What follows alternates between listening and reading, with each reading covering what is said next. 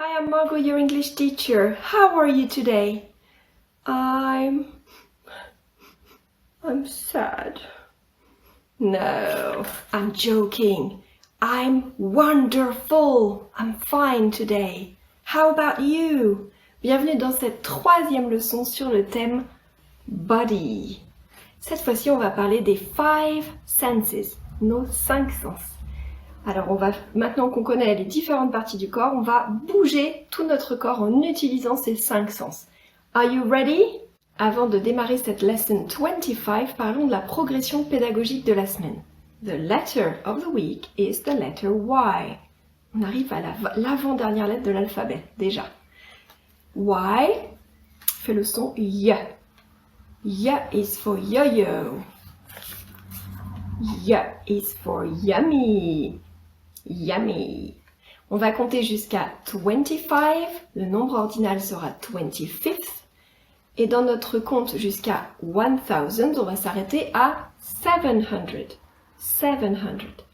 The color of the week is brown. Brown like my necklace. Brown like my bracelets. J'ai retrouvé mon bracelet d'adolescente. Margot en cuir. Brown like my glasses. Oh, brown.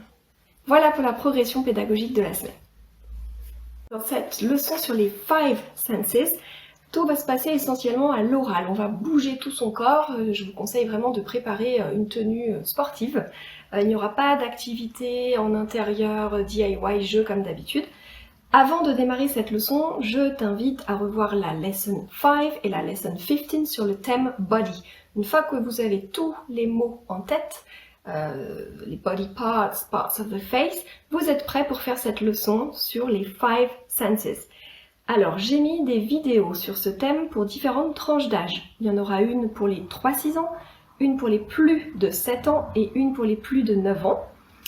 Il y aura également des action songs. Action songs, c'est des chansons vraiment pour bouger tout son corps, que vous pourrez faire en intérieur, en extérieur, en salle de motricité si vous êtes par exemple un enseignant dans une école, dont une nouvelle action song que vous ne connaissez peut-être pas. Également, je remets le jeu Simon Says en ajoutant des verbes d'action en rapport avec les 5 senses pour pouvoir également jouer de préférence dehors, en plein air, pour varier les lieux où vous apprenez l'anglais, en famille ou à l'école. Alors, pour enseigner les 5 sens en anglais, il y a des mots d'adultes, entre guillemets, par exemple, pour dire le sens de la vue, on dit the sense of sight. Mais pour les tout petits, ou pour les jeunes enfants, on peut tout simplement leur dire I can see with my eyes. Pour parler du sens de l'ouïe, hearing, the sense of hearing, on peut dire I can hear with my ears.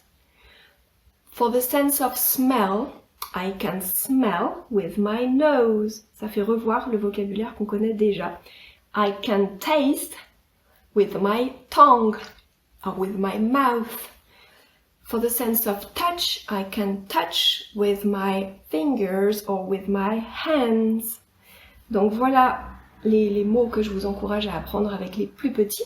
Et pour aller plus loin et véritablement utiliser votre sense of smell and sense of taste, vous pouvez faire les ateliers cuisine et conte dans la section atelier vacances week-end de Lessons for Kids.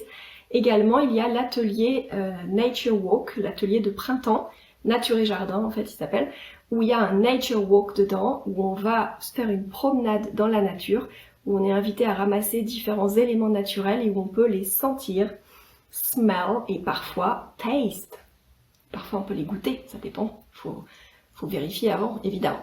Voilà, donc je vous invite à bien vous amuser autour de ces 5 senses, de réviser tout ce qu'on a vu précédemment sur body, le corps humain.